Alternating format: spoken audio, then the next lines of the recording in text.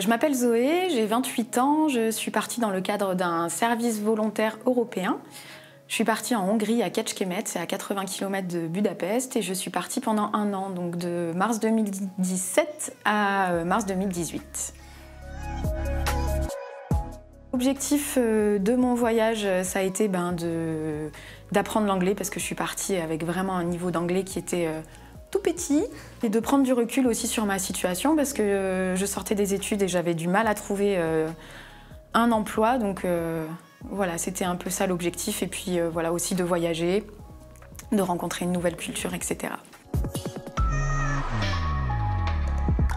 Beaucoup pour prendre du recul sur ma situation en fait, et pour me faire une expérience professionnelle et m'aider à trouver un emploi un peu plus facilement et savoir un peu plus où je vais, quoi. J'ai commencé à me rapprocher du point information jeunesse de l'Isle-sur-Sorgue, qui m'a redirigée vers une autre association à Marseille qui s'appelle EuroCircle, qui envoie des volontaires en fait un peu partout en Europe. Voilà, ensuite ils m'ont donné un fichier en fait avec plusieurs offres de services volontaires européens. J'ai sélectionné ceux qui me plaisaient, et puis j'ai postulé un peu comme on postule à un emploi. J'ai envoyé mon CV, une lettre de motivation, j'ai fait un entretien, et puis je suis partie comme ça. Voilà, ça m'a pris à peu près 2 mois en fait, à partir du moment où j'ai rencontré le PIGE et le moment où le départ était validé.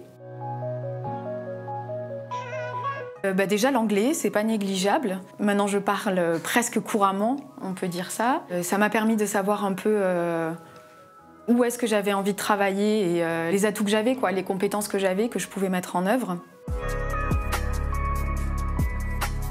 Le plus difficile dans ce voyage, il y a eu la barrière de la langue. Ça a été compliqué en ne parlant ni anglais ni hongrois de débarquer dans un nouveau pays. Mais ça s'est réglé assez vite. Après 2 semaines, j'étais un peu moins perdue. Ça a été vachement plus simple de me repérer et de communiquer avec les autres. Et puis la difficulté aussi, ça a été la colocation. Je me suis retrouvée avec un colocataire avec qui ça l'a pas fait, qui était volontaire lui aussi. Ça a été compliqué de faire ressortir ce problème en fait au niveau de l'institution qui m'accueillait. Ils ont un peu noyé le poisson et au final ça n'a pas été vraiment réglé. Donc je pense que c'est important de le dire que si vous avez des soucis, s'il y a des contraintes auxquelles vous êtes confrontés, il ne faut pas hésiter à le dire à l'institution avec laquelle vous partez, parce qu'ils ont des solutions et il faut insister, quoi. Voilà, faut pas rester dans une situation inconfortable. On est parti avec les jeunes à Eger, donc il y a une montagne là-bas. On est parti 1 semaine en camp. C'était un camp aventure, donc c'était super chouette. On a fait plein de randos, on a fait des randos de nuit avec tous les minots, et c'était super cool.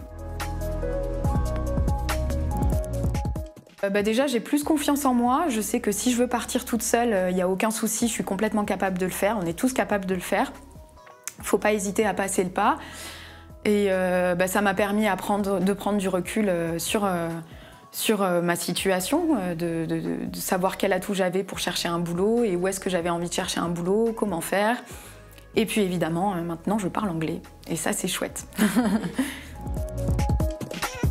De pas du tout avoir peur de passer le pas, ça se fait assez facilement. On se met plein de barrières psychologiques qui sont juste dans nos têtes, quoi. Il y a plein de barrières en fait qui n'existent pas, on se les met tout seul alors qu'elles sont pas là du tout, donc il faut vraiment pas hésiter à le faire.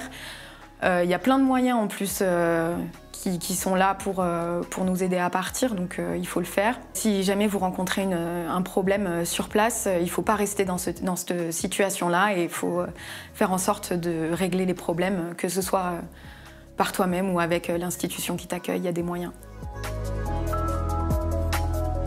J'aimerais bien partir en Tour de France en voiture, ça c'est quelque chose que je prévois pour... On va essayer l'été prochain, on va voir si c'est réalisable ou pas, sinon ce sera pour plus tard, c'est pas grave. J'aimerais bien repartir en service volontaire international aussi, mais ça c'est quelque chose que je vois plutôt dans les 5 prochaines années. Voilà, de trouver un emploi à l'étranger.